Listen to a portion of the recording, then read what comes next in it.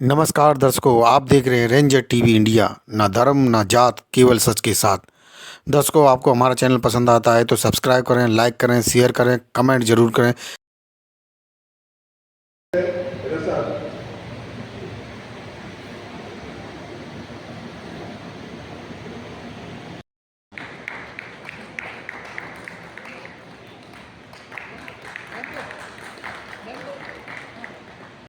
अपने विचारों से अवगत कराएं। Shri Gulab Singh ji, GST commissioner Agra Mandla.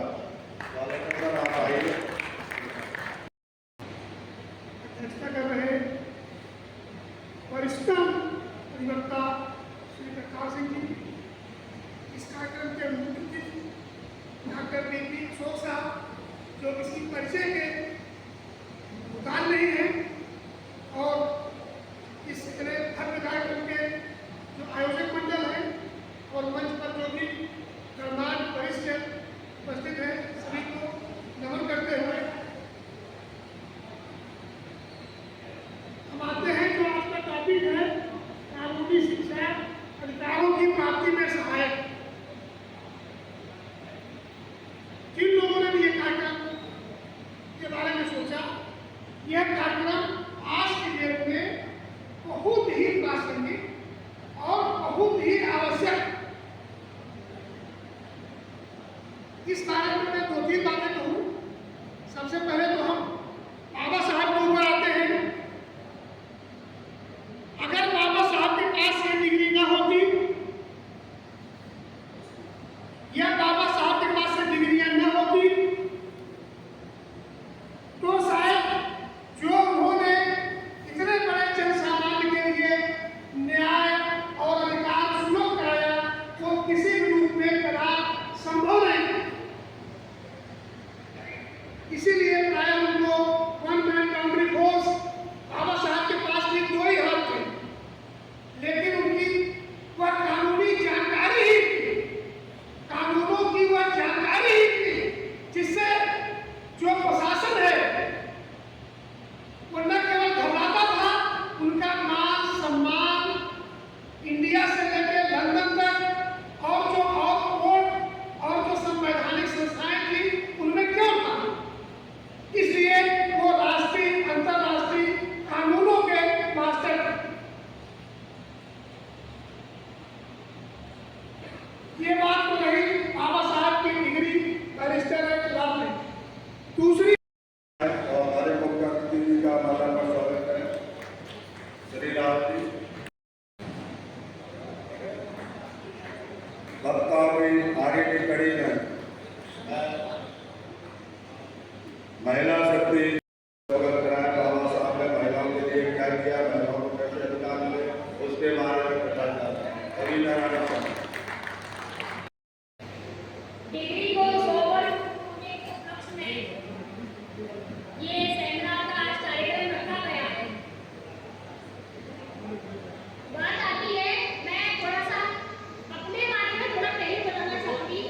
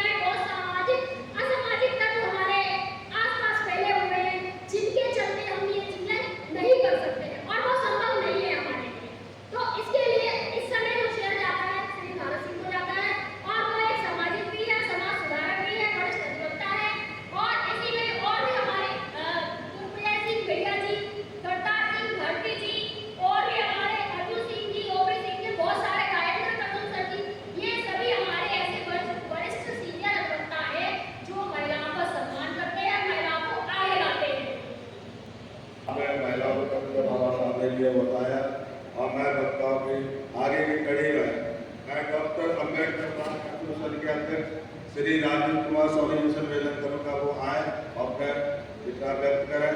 और मैं ये बताना चाहूँगा, आज सुबह डॉक्टर अम्बेडकर बार एसोसिएशन ने बिजली घर पर जो बाबा साहब की प्रतिमा है, बहुत अच्छा कार्यक्रम किया है।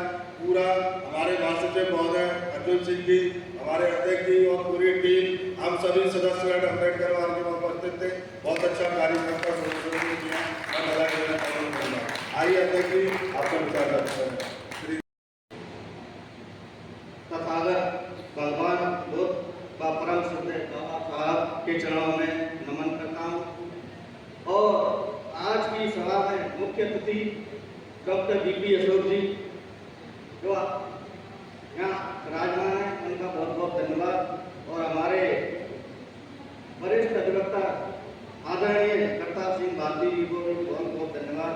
और इसी कड़ी में हमारे वरिष्ठ अधिवक्ता गुरुदेव सिंह भैया जी, भाई जज साहब जी, मनोज चंद्रा जी, वकील साहब और जो भी मंचा से गणमान्य, उनका सभी का धन्यवाद। आज का कार्यक्रम जो रखा गया है, ये कार्यक्रम की शुरुआत इंडियन सोशल डेवलपमेंट एसोसिएशन के द्वारा रखी गई। आज से पहले बाबा साहब के लिए एक वर्ष में मात्र 2 कार्यक्रमों का आयोजन किया जाता रहा है। ये बात आप सभी लोगों को मालूम हो। 14 अप्रैल डॉक्टर बाबा साहब भीमराव अम्बेडकर की जयंती और 6 दिसंबर परिनिर्वाण दिवस के रूप में मनाया गया है। डॉक्टर बाबा साहब ने दलित और शोषितों का जब भारत देश में अत्याचार हो रहे थे, तब उन्होंने एक ही अध्ययन किया कि शिक्षा एक ऐसी चीज है जिससे कि हम किसी भी व्यक्ति के सामने या कोई भी ताकत हमें हरा नहीं सकती। शिक्षा के माध्यम से शोषितों, गरीबों, वंचितों के लिए न्याय की लड़ाई लड़ने का अधिकार बाबा साहब को लंदन के ग्रेजिंग बार एट लॉ की उपाधि मिली। उसके उपरांत उन्होंने अंतर्राष्ट्रीय उच्चतम न्यायालयों में वकालत करने की अनुमति दी गई थी। उसके बाद उन्होंने आज जो हम यहाँ सभी लोग सभा में मौजूद हैं, बाबा साहब के प्रयासों से ही आज ये यहाँ तक हम पहुँचे हैं। इसी के साथ क्योंकि डॉक्टर बीपी अशोक जी को कार्यक्रम में जाना है, हमारे बीच में देव चौधरी एडवोकेट उपस्थित है, वो आए हमारे मुख्य अतिथि जी का माल्यार्पण स्वागत करें। और हमारे बीच में बच्चा से बबीना रानी शांत जय मुख्य अतिथि जी का स्वागत करना चाहते, वो आए और मुख्य अतिथि जी का माल्यार्पण स्वागत करें। उसको देकर स्वागत करें मुख्य अतिथि जी का। बबीना रानी शांत, देव चौधरी एडवोकेट, जल्दी आ जाइए, साथ को जा रहा है।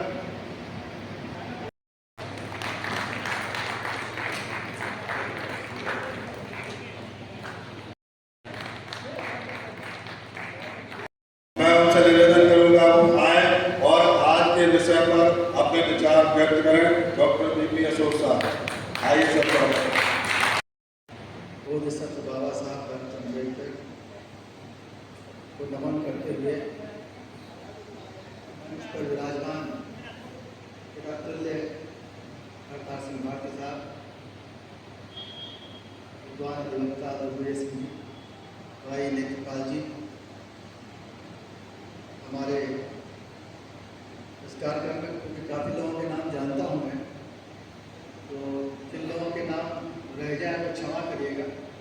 बबीता जी और बहुत से लोग आए हुए हैं, किरण जी, हमारे राजा जी, अतुल भाई, सभी लोग हम जानते हैं। बहुत कम लोग ऐसे हैं, आगे युवराजी बहुत लेट हो गए, सोनी साहब और पात्रे जी,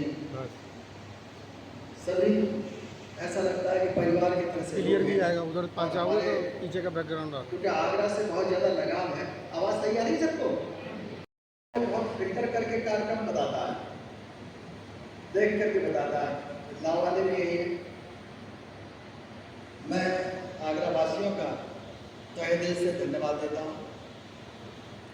मेरी इच्छा थी कि मैं सभी को सुनता, लेकिन कुछ जीवनचर्या इस तरह की है कि पहले पुलिस में रहे और अब समाज में पॉलिटिक्स में हैं, तो अब और ज़्यादा काम करना पड़ रहा है और कई कई कार्यक्रम होते हैं, तो कई बार ऐसा होता है कि रात दिन दौड़ना पड़ता है। इसी में मैं ये चाहता था कि मैं अपनी बात अपने संबोधन को ना काटूं, इसीलिए बार बार रिक्वेस्ट करा था कि भारत जी ने समय दिया, मैं धन्यवाद भी दूंगा।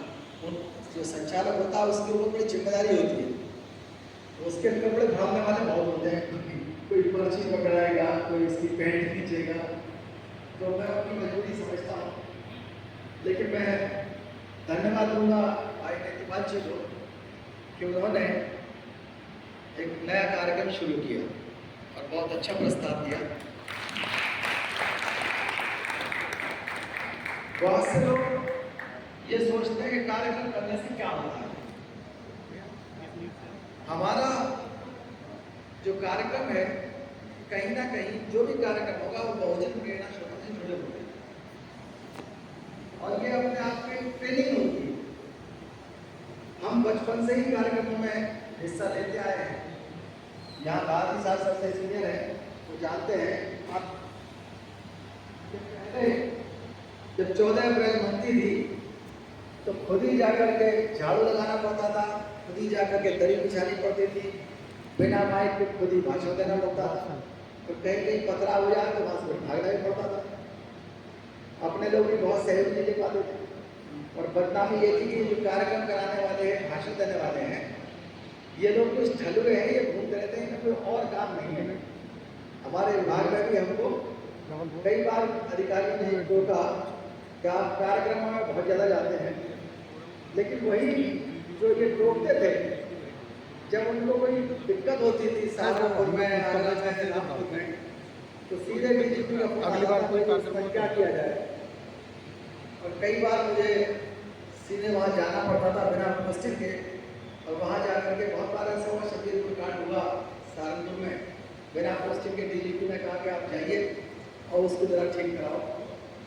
और हम लोग क्योंकि पुलिस अधिकारी रहे, समय पुलिस में ही थे, तो निश्चित रूप से प्रशासन का, पुलिस का भी देखना पड़ता है और समाज का भी ध्यान रखना पड़ता है। इन कार्यक्रमों से शासन प्रशासन को भी फायदा है और हमारे समाज को भी फायदा है। समाज एक ट्रेनिंग लेता है।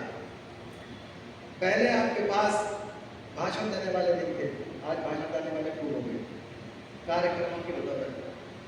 पहले आयोजन करने वाले नहीं थे, आज आपके पास आयोजन। पहले आपका साथ देने वाले, चंदा देने वाले, फूल माला चढ़ाने वाले, वो सब मिलते नहीं थे, आज उनकी भी संख्या कम नहीं है। और ये पिछले 20-25 सालों में ही हुआ है। पहले 14 अप्रैल के कार्यक्रम हुआ, फिर 6 दिसंबर शुरू हुआ, फिर बुद्ध जयंती भी शुरू हुई, पहले नहीं होती थी, और फिर काशीराम जी के भी कार्यक्रम हुए, अन्य ज्योतिबा फुले की जयंती, जितने बहुजन आइकॉन्स हैं सबके ऊपर अब कार्यक्रम होने लगे। ये कार्यक्रम आपको जागरूक करते हैं, आपके अंदर नेतृत्व क्षमता लेकर के आते हैं, और ये एक संघर्ष भी आपका मार्गदर्शन भी करते हैं इस संघर्ष के द्वारा। और कोई ना कोई मैसेज यहाँ से लेकर के जाता है कार्यक्रम में, कोई ना कोई प्रेरणा लेकर के जाता है। सभी लोग बराबर नहीं होते, बहुत से लोग ऐसे होंगे जो जिनको एक सेंटेंस किसी ना किसी वक्ता का भा जाएगा और वो बोलना सीखेगा। बोलना सीखना बहुत जरूरी है। जो बोल सकता है वही चिल्लाएगा, और जो चिल्ला सकता है वही तर्क करेगा। जो तर्क करेगा वो एक दिन जीत भी सकता है। लाठी एजुकेशन बहुत ज़्यादा जरूरी है, उसको महंगा किया गया। लाठी एजुकेशन के पीछे बहुत बड़ा षड्यंत्र चल रहा है लगातार। बाबा साहब ने तो प्लान तैयार करके दिया था कि इसको सिर्फ 4 साल रखा जाए मेट्रिकुलेशन के बाद में। एक तो सुप्रीम कोर्ट ने आदेश कर दिया कि पीसीएसजे में जो बैठेगा वो 3 साल की प्रैक्टिस करेगा। बहुत से अधिवक्ता बंधुओं को ये अच्छा भी लगा, लेकिन इसके पीछे कारण क्या है? ऐसी चीज क्यों निकल करके आई? क्यों बाबा साहब ने कहा था कि 4 साल का रहे? LLB करने के पीछे उद्देश्य वकील बनने का भी है और जज बनने का भी है। जज बनने के लिए एक और कंपटीशन पास करना पड़ता है। वकील को पढ़ना तो हमेशा ही पड़ेगा, और वो कंपटीशन पास करने का मतलब है PCSJ होने के लिए PCSJ की वैकेंसी हर साल नहीं निकलती, 3-4 साल में आती। जो 22-23 साल का बच्चा LLB करेगा, LLB करने के बाद 3 साल प्रैक्टिस करेगा, उस प्रैक्टिस के बाद में 3-4 साल वेट करना पड़ सकता है, उसको हो गई उसकी उम्र करीब 30-32 साल। गरीब आदमी का बच्चा, गरीब आदमी को ये चिंता रहती है कि मेरा बच्चा किसी तरह से जल्दी नौकरी में आ जाए। गरीब 99% कौन है? शेड्यूल कास्ट, और वो लगातार प्रचार कर रहे हैं कि हमको सुप्रीम कोर्ट, हाई कोर्ट का जज बनना है। अब इनडायरेक्टली जो षड्यंत्र हुआ है, वो षड्यंत्र ये है कि आप PCSJ भी ना हो पाओ।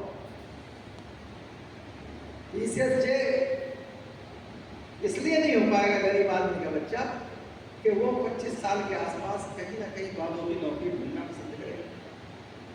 बड़े बड़े पैसे वाले अपने जवान बच्चे को 30-35 साल तक क्यों बिठाएंगे? उनके ऊपर जिम्मेदारी रहती है। गांव वाला हो, चाहे SC ST OBC का हो, माइनॉरिटी का हो, वो सब 35 साल तक वेट नहीं कर पाएंगे। वेट कौन करेगा? तो बड़े वकील का, अमीर वकील का बच्चा है। सही कह रहा हूं? जिसके यहाँ पैसे की दिक्कत नहीं है, वो वकील का बच्चा 35 साल का बैठ सकता है PCSJ में, वो जज बन जाएगा। उन्हीं में से कुछ लोग हाई कोर्ट में एलिवेशन होगा, फिर सुप्रीम कोर्ट में एलिवेशन होगा। तो हमारा जो सपना था सुप्रीम कोर्ट, हाई कोर्ट में जाने का, वो ध्वस्त कर दिया गया। आर्गुमेंट क्या दिया गया? आर्गुमेंट ये दिया गया कि इन लोगों को विद्वान अधिवक्ताओं से बात करने का शऊर नहीं है। उसके लिए तो आपकी ट्रेनिंग भी लगेगी। आप जब 1-1.5 साल में उनको नहीं सिखा पाए, ट्रेनिंग सेंटर में 24 घंटे रखते हैं, तो 4-6 घंटे आपने उसकी रोज प्रैक्टिस करा दी। और कितनी ईमानदारी से बेचारे जो पढ़ने वाले बच्चे प्रैक्टिस कर पाते हैं, ये आप भी जानते हैं, हम भी जानते हैं। तो क्या वो समय पर्याप्त है? दूसरा, क्या वो आर्गुमेंट, ये तो जज भी कह सकते हैं तो बहुत से विद्वान अधिवक्ता हमारा सम्मान नहीं करते, उनको जुडिशियल ट्रेनिंग इंस्टीट्यूट में ट्रेनिंग लेकर के आना चाहिए, तब बार में खड़े हो। हाँ, जहाँ तक आर्गुमेंट की बात है, आर्गुमेंट तो ये भी हो सकता है। तो ये आर्गुमेंट की बात है। ये हम इस सभा में सबसे पहले ये मांग करते हैं कि ये 3 साल की प्रैक्टिस की अनिवार्यता खत्म होनी चाहिए। ये गरीबों के और SC ST OBC के लोगों के खिलाफ है। ये वहाँ से जज पैदा हमने तो अभियान चलाया था PSS के माध्यम से कि हर घर के अंदर एक अधिवक्ता पैदा करें, हर घर के अंदर। इस अभियान को चलाने की वजह क्या थी? वजह यह है कि हमारे लोगों पर करीब 70,000 अत्याचार हर साल होते हैं, और उससे भी अधिक बहुत से मामले ऐसे होते हैं जिनमें FIR नहीं लिखी जाती। मैं ये मानता हूँ कि हर गांव में रोज कोई ना कोई SC ST का अत्याचार अवश्य होता है, भले ही वो 323 की या 504 की पुरानी धारा है, वही हम लोग याद है। अब BNS ने चेंज कर दिया है। चाहे भले वो गाली गलौज की हो, और वो गाली गलौज मानते ही नहीं है, वो ये मानते हैं तो आम भाषा है, लेकिन अपमान वो उतना ही करती है। अगर पढ़ लिख गया है बच्चा, उसको ढेर कह दिया, चमार कह दिया, कुछ भी कह दिया, वो अपमान तो पूरा करता है। वो बात दूसरी कि वो सोचता है कि चलो कहाँ चक्कर में पड़े, इसको अवॉइड कर दो। मुकदमा उन चीज़ों में नहीं लिखे जाते, मुकदमे उन्हीं में लिखे जाते हैं जहाँ हीनस सफाई से। तो ये वकील बनने पर क्यों बाबा साहब जोर दे रहे थे? उसके पीछे वजह है कि वकील बनने के बाद आपके जो व्यक्तित्व का विकास है वो अच्छा हो जाता है। कोई भी गरीब आदमी का बच्चा जब कचहरी में खड़ा होता है तो एक तो उसका इंटरेक्शन बढ़ता है, तरह तरह के लोगों से मिलता है, अमीरों से गरीबों से मिलता है, उसकी भाषा बदलती है, उसके अंदर नेतृत्व की क्षमता आती है। जब विद्वान वकीलों के साथ वो कोर्ट में जाता है, जज साहब के सामने जाता है, तो उसकी फिर हिम्मत बढ़ती है, बहादुरी बढ़ती है। बड़े बड़े माफिया देखने को मिलती है, उसको मालूम पड़ता है कि वकील जो अच्छी तरह से तर्क करना जानता है, उसके सामने बड़े बड़े आतंकवादी चुप खड़े होते हैं। वो कानून के शासन का महत्व जानता है। उसकी जो सबसे बड़ा फायदा है, वो चाहे उसने LLB बहुत ज़्यादा गंभीरता से ना भी की हो, अभी बात कर रहे थे हम आदमी से, तब भी उसका इतना फायदा है कि अगर उसके नाम पट्टिका घर के बाहर लग गई,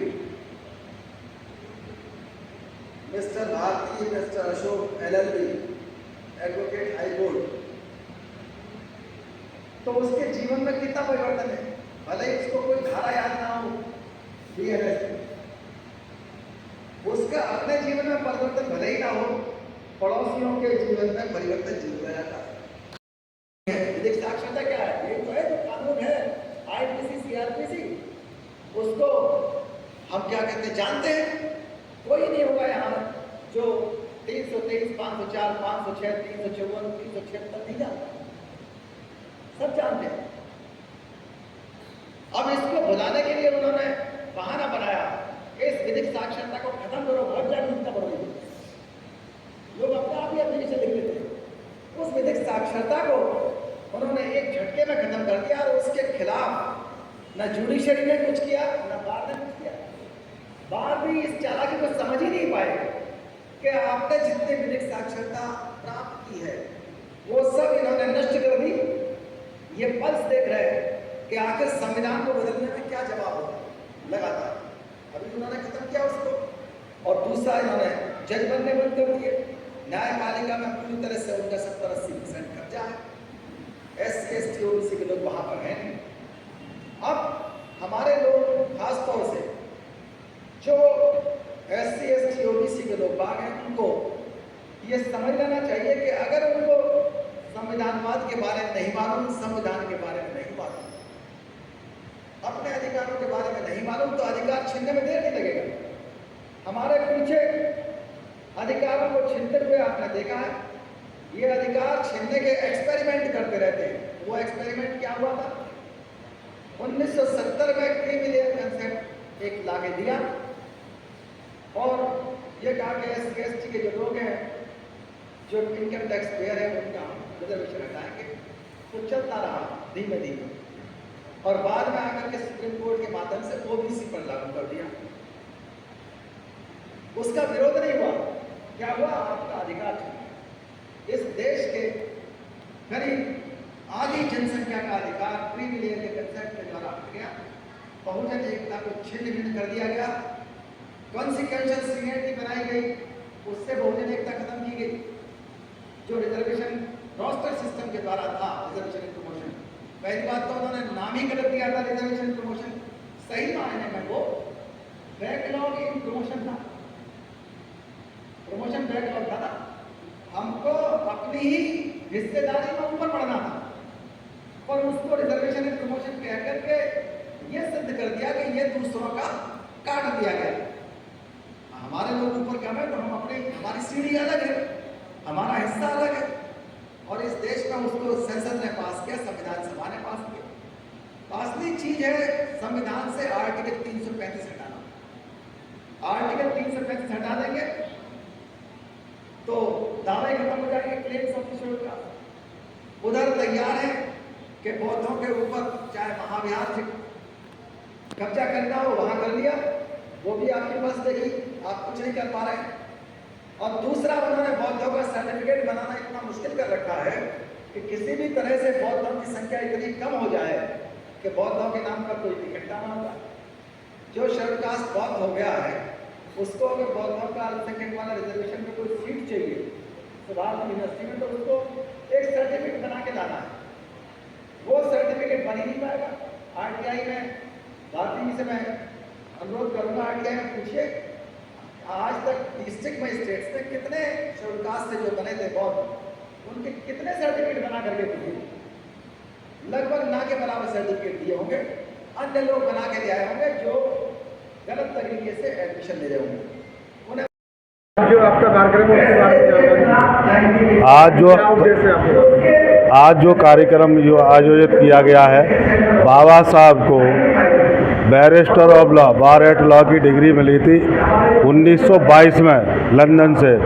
उसके उपलक्ष्य में हमने ये कार्यक्रम आयोजित किया है। हमारी जो संस्था है बुद्धा स्टडी सर्किल, उसके तत्वाधान में ये कार्यक्रम आयोजित किया गया और हम समाज को ये संदेश देना चाहते हैं कि बाबा साहब आज के ही दिन, आज से 103 साल पहले वकील बने थे, बैरिस्टर बने थे और वो बैरिस्टर बने थे तभी उन्हें संविधान लिखने का दायित्व मिला था।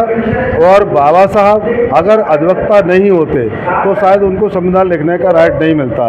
तो यहाँ पर केवल हमने ये शिक्षा के कार्यक्रम रखा है और हम ये समाज के हर व्यक्ति को जागरूक करना चाहते हैं, वो शिक्षित बने और कानूनी शिक्षा प्राप्त करे, जिससे अपने अधिकारों का, कर्तव्यों का सही तरीके से पालन कर सके।